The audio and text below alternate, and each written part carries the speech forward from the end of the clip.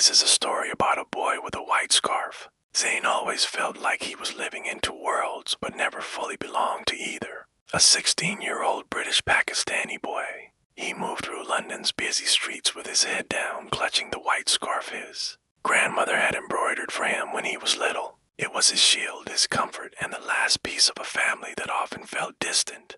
His parents expected him to follow a straight path, study hard, get good grades, and one day become a doctor or an engineer. To them, poetry was a distraction, a frivolous pastime not worthy of their hopes. But Zane's heart beat to a different rhythm. At school, he was quiet, polite, and almost invisible. His real world lived in the pages of his notebook, where he poured out poems filled with longing, confusion, and dreams. The poetry slam was a place where he could breathe. It was a dimly lit cafe in East London.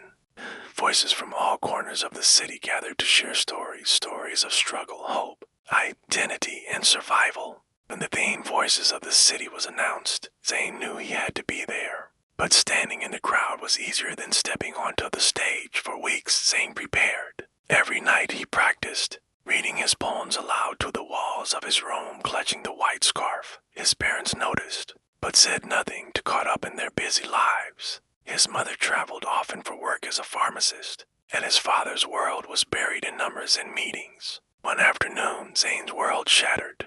On his way home from school, he was attacked by a group of older boys. They mocked his scarf, called him names, shouted slurs that stabbed deeper than any wound. He tried to run, but they pushed him down, tearing at his precious white scarf. When he got home, bruised and shaken, his parents barely noticed.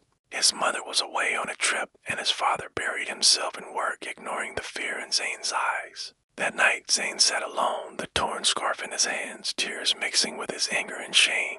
The poetry slam felt like a distant dream.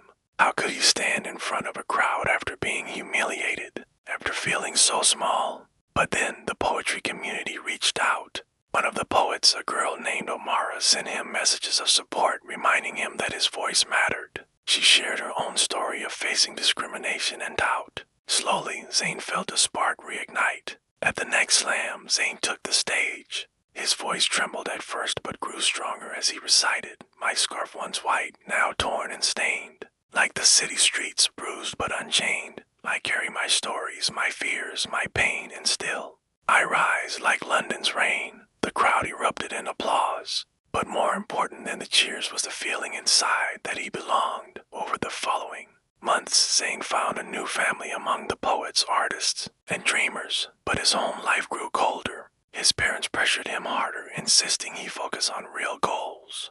Tensions exploded when Zane announced he wanted to apply for a creative writing program.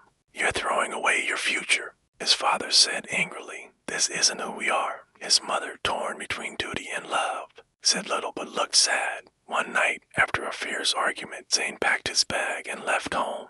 Didn't he have a plan, just a fierce desire to find himself beyond the walls that confine him?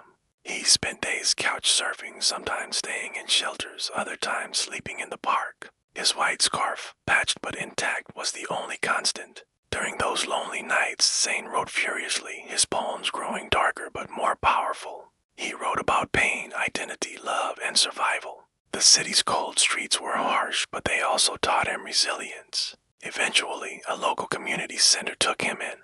They connected him with a mentor, a published poet who had once been lost himself. With their guidance, Zane started to believe in a future where he could be both British and Pakistani, both a son and a poet. Years later, Zane returned to the same poetry slam.